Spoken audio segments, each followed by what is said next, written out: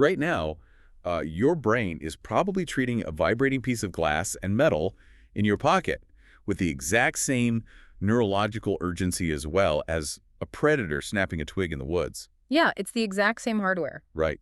You might just be sitting on the couch watching a movie or stopped at a red light, and your hand is already reaching for your phone before you even consciously decided to check it. You're practically paying for the privilege of carrying around a device that just keeps your nervous system in this constant low-level state of fight or flight. Which is wild. Yeah. And, we have essentially trained our own physiology to expect that continuous hum of anxiety. Exactly. It feels like this profoundly modern sensation, but it totally leverages ancient survival hardware. I mean, that's exactly what we're mapping out for you today. On the desk for this deep dive, we have an incredible stack of sources. Some really eye-opening stuff here. Yeah, we're looking at neurological studies detailing this phenomenon known as digital dementia. Dr. Gloria Mark's extensive research on our rapidly shrinking attention spans, Cal Newport's philosophy of digital minimalism, and some fascinating new findings from the University of Reading. Right, the ones that force us to fundamentally redefine what solitude actually means. Exactly. And I think the overarching theme across all these sources is a shift. Like, we're moving from looking at what technology is doing for us to analyzing the underlying mechanics of how it is physically altering our brain structures. It's looking under the hood, basically. Yeah. So here is the mission for today's deep dive. We are going to explain exactly how screens are rewiring your neurology. We'll completely redefine what it takes to actually give your brain a break. And most importantly, we're going to equip you with a concrete, step-by-step, 30-day plan to take back control of your cognitive real estate. It's a big promise, but the sources lay it all out. They really do. Okay, let's unpack this. To fix the problem, we first have to understand the neuroscience of now. Right, and Dr. Gloria Mark's research provides the perfect baseline for that. I mean, she didn't just run surveys where people self-report. Because we all lie on those. Exactly. She went into actual workplaces with stopwatches to measure how long people focused on a single screen before switching to another app or device. Oh, man. Let me guess. The numbers are grim. Beyond grim. So in 2004, the average time spent on a single screen was 2.5 minutes. Okay, that doesn't sound too bad. Right. But today, the median time spent on one screen is a staggering 40 seconds. Wait, really? 40 seconds? Yeah. Half the time, people cannot even maintain focus on a single piece of digital information for a full minute before their brain just forces them to look elsewhere. That is, 40 seconds barely gives you enough time to read a couple of paragraphs. How did our baseline attention span collapse so drastically in just 2 decades? Well, it comes down to socio-technical forces basically hijacking the brain's reward anticipation system. The slot machine effect. Exactly. Social media platforms, endless news feeds, email alerts, they are all engineered using intermittent positive reinforcement. Right, so you don't know what you're going to get when you pull the lever. Oh, pull to refresh your feed, yeah. You might get nothing, or you might get a hilarious video or an urgent email from your boss. And the unpredictability is the whole point, right? Yeah. Like if you knew exactly what was on your phone every time you looked, you wouldn't feel that crazy compulsion to check it constantly. Bingo.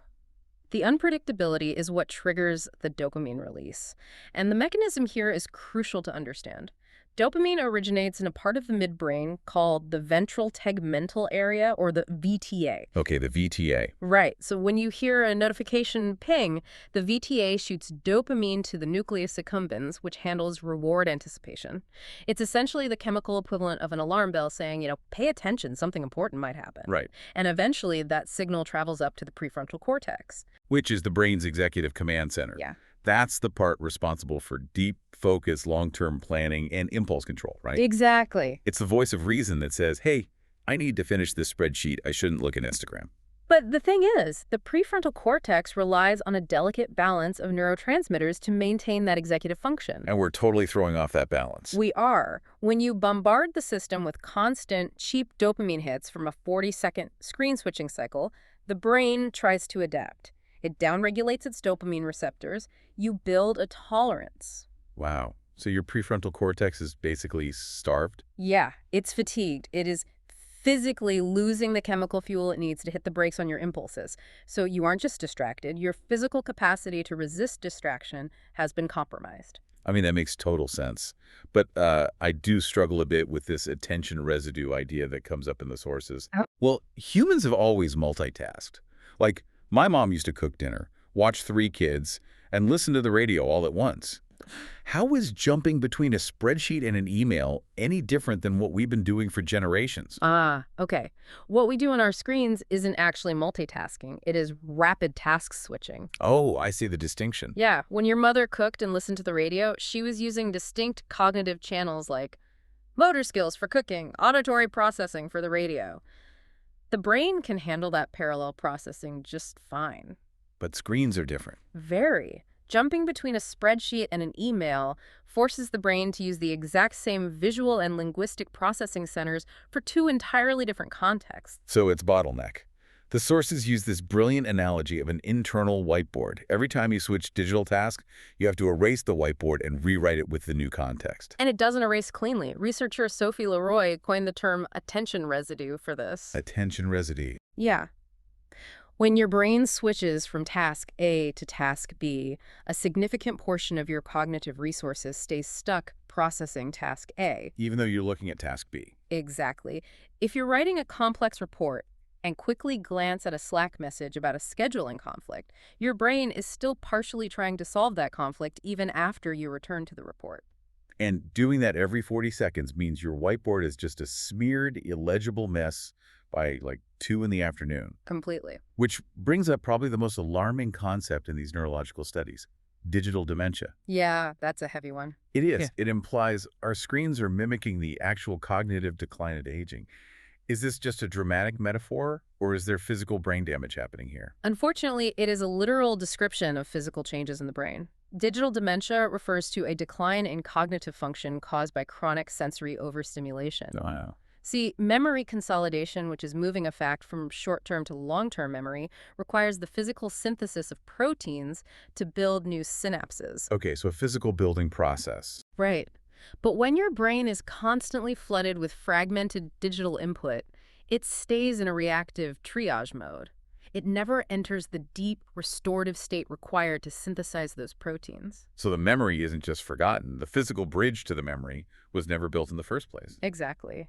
And furthermore, because we constantly outsource our memory to our devices, relying on GPS instead of mental maps, Googling facts we used to just memorize, studies show a reduction in gray matter in the hippocampus. Which is the brain's memory center. Yes. Like an underused muscle, the tissue physically atrophies. That is genuinely terrifying. Yeah. If our brains are stuck in this constant triage mode, unable to build memories or resist impulses because of all the digital noise, the obvious answer is to seek out quiet. We need a break. We do. But the sources make a really sharp distinction between physical quiet and cognitive quiet. Right, like just locking yourself in a room away from your phone isn't necessarily enough. Exactly. We have to address solitude deprivation.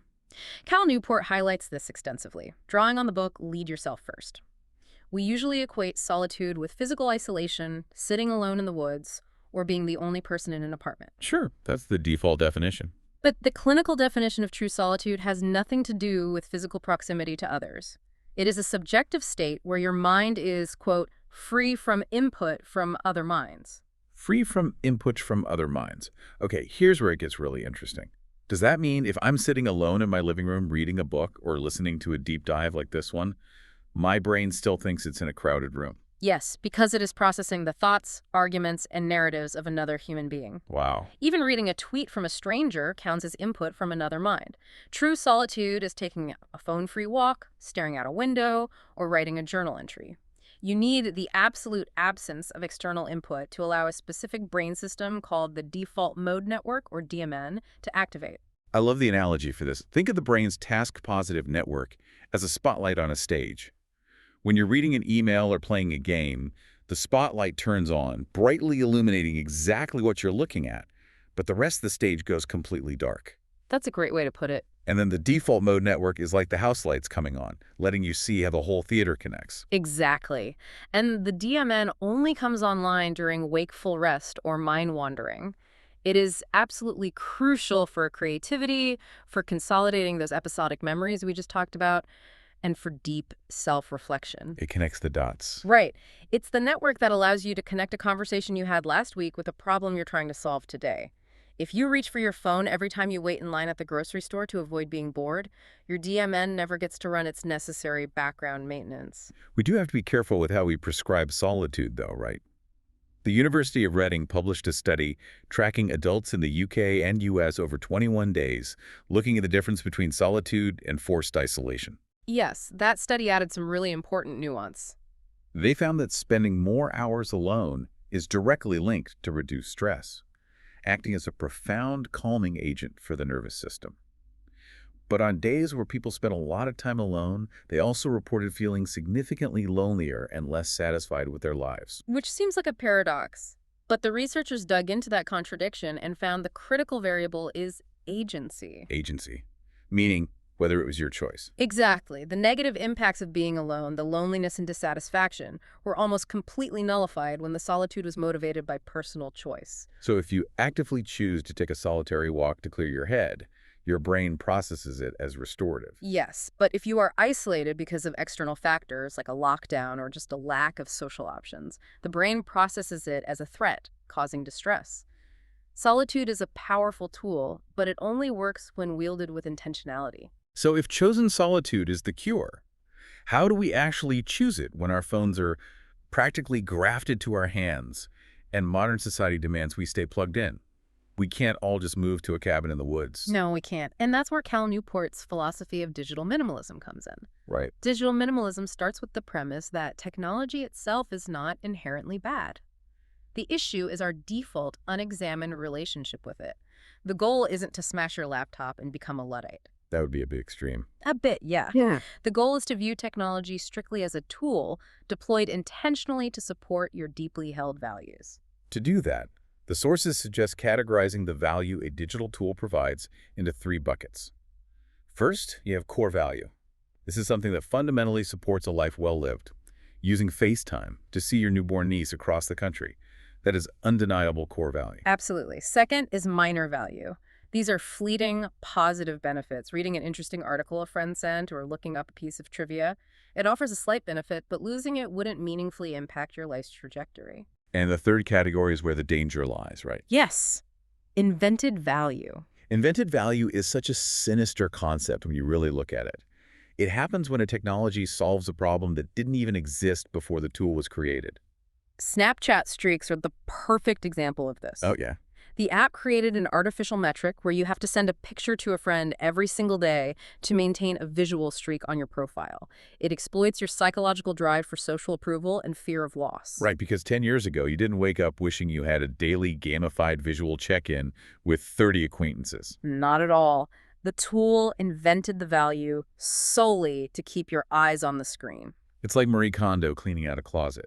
Yeah. It's not about forcing yourself to live in a sterile, empty white room just to prove you aren't materialistic.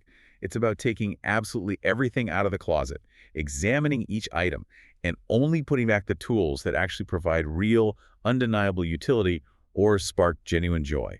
That's a great analogy. And we also need to look at Dr. Gloria Mark's research here because she offers a highly nuanced view on what kind of digital activity is actually harmful. Right. Is all mindless activity bad? We assume all mindless activity on a screen is terrible for our brains. But she points out that playing a simple rote game like Candy Crush or Solitaire can actually replenish overspent mental resources. I think a lot of people listening just let out a massive sigh of relief. But what makes sorting virtual candy different from, say, scrolling through a social media feed? It's about cognitive demand and predictability. If you've been doing deep, demanding analytical work, your prefrontal cortex is exhausted. Playing a simple, predictable game for 10 minutes requires no emotional processing. It's just a palate cleanser. Exactly. It acts as a rest between cognitive sets. Infinite social media scrolling, however, is entirely unpredictable. Right. You are rapidly processing anger from a news headline, envy from a vacation photo, and humor from a meme, all within 30 seconds. And that actively hijacks the dopamine system and demands massive emotional processing. So, strategic replenishment serves a purpose. Mindless consumption just drains you further. This intentionality reminds me of the Amish approach to technology. A lot of people think the Amish are just blindly anti-technology, intentionally frozen in the 1800s. It's a common misconception. The Amish actually evaluate new technology constantly. Their guiding philosophy is simply that intention trumped convenience. Which is such a powerful lens. It really is. When a new tool becomes available, the community leaders ask, does the benefit of this tool outweigh the humanity, the independence, and the community cohesion we will lose by adopting it? So if a tool undermines their core values, they reject it, regardless of how much time or effort it might save. Precisely. Okay, so understanding the philosophy is one thing. Knowing we need to protect our default mode network, avoid invented value, and adopt an Amish-style intentionality, it all sounds great in theory. Uh-huh. But how do you actually rewire a brain that is already addicted to a 40-second dopamine loop? You need a system. Right. And the sources provide a highly specific 4-step action plan to execute a 30-day digital declutter. Let's walk through the mechanics. What's step 1? Step 1 is to define your optional tech. You must identify every technology, app, video game, and digital habit in your life that you can step away from for 30 days without causing significant harm to your career or your personal life. Now, this is where people hit a wall. It's easy to say, delete social media if your job doesn't depend on it. But what if you manage a brand's online presence? Or what if your kid's school strictly communicates via text and scheduling apps? It's a real fear. The modern dread of being unreachable is very real. You can't just vanish for a month and hope you don't get fired or miss an emergency. The plan completely accounts for that reality. For tools that are genuinely non-optional, you don't get a free pass to use them normally. Okay. You must create strict standard operating procedures. If you work in marketing, you set a rule. I will only log into social media on my desktop computer for 20 minutes at 10:00 a.m. and 20 minutes at 3:00 p.m. And you take it off your phone. You remove the app from your phone entirely. You dictate the exact terms of engagement, stripping away the convenience that leads to that knee-jerk, boredom-driven scrolling. Got it. Step 2 is the 30-day abstinence. You commit to the break. And the sources are very clear that you should expect to feel pretty miserable for the first week. You will experience genuine withdrawal symptoms. I mean, you will feel anxious, irritable, and twitchy. You'll probably experience the phantom buzz in your pocket. Oh, I hate that feeling. Right. Your dopamine receptors are screaming for their usual hit, and you are starving them out. When you instinctively reach for your phone in the elevator and find nothing there, you just have to sit with that discomfort. Because that anxiety is the literal feeling of your neural pathways beginning to recalibrate. Yes. The withdrawal phase is exactly why step 3, which is rediscover high-value leisure, is where most people make or break this entire experiment. If you white-knuckle your way through the detox by staring at the wall for a month, you will fail the moment the 30 days are up. You have to fill the void with something better. Exactly. Cal Newport recommends applying the Bennett principles to guide your new leisure time. These are 3 rules for finding deeply fulfilling activities. Right. First, prioritize demanding activities over passive consumption. Learning to play a complex board game or reading dense history engages the brain in a way that just watching television does not. And the second principle. Second, use your physical skills to produce things in the real world. Cook a complex meal from scratch. Try woodworking, knit, or plant a garden. Engaging the physical body pulls the brain out of the digital ether and grounds it in tactile reality. I love that. And third, seek activities that require structured, real-world social interactions. Join a local running club, volunteer, or host a dinner party. You have to feed your brain's social and creative needs organically. Because when you provide rich, deep fulfillment, your brain stops craving those shallow, artificial digital substitutes. Exactly. Finally, we reach step 4, the blank slate reintroduction. The 30 days are up. Your brain is quieter, but you do not just download everything back onto your phone. No, you are rebuilding your digital life from scratch. You only reintroduce a tool if it passes a strict test. What's the test? Does this tool serve a core value in my life? Is it the absolute best way to serve that value? And what are my permanent, highly restrictive rules for using it moving forward? It's all about intentionality. We've covered a massive amount of ground today. We started by mapping out how our brains have been conditioned to crave 40-second distraction cycles and how the resulting dopamine exhaustion physically degrades our prefrontal cortex and limits the formation of long-term memories. Yeah, digital dementia is no joke. It's really not. We define true solitude as the absence of input from other minds, allowing our default mode network to stitch together our past and future. We explored how to audit our technology for core value rather than invented value, and laid out a rigorous 30-day plan to break the cycle and rebuild our attention. The reason this deep dive is so critical is that taking back your attention isn't just a productivity hack. It's not about optimizing your workflow to write more emails. It is about reclaiming your baseline capacity to think deeply. It is about protecting the physical structures of your brain so you can form meaningful memories and live a life directed by your own conscious choices. Rather than by algorithms optimized to harvest your time. Imagine sitting on the couch or stopped at a red light, and instead of feeling that low-level hum of anxiety telling you to check your pocket, you just feel peace. That sounds amazing. Your internal whiteboard is wiped clean, and you are the only one who gets to decide what is written on it next. We've spent a lot of time discussing how neuroplasticity allows the brain to physically adapt to crave shallow 40-second digital distractions. But, neuroplasticity works both ways. Oh, that's a good point. If you successfully complete this 30-day detox, consider this. What undiscovered cognitive superpowers or creative leaps might you unlock once your brain physically rewires itself to sustain deep, uninterrupted focus for hours on end?